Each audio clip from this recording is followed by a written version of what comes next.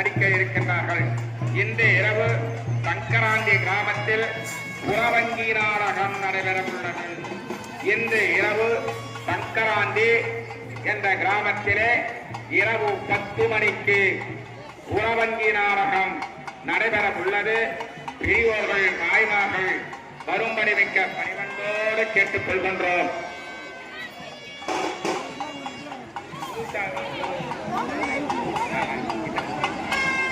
ரெட்டிக்குப்பம் முருசாமி நாராயணி அந்த குடும்பத்தினர் சேர்ந்து இங்கே 200 ரூபாய் இங்கே வாரி வழங்கியிருக்கின்றார்கள்.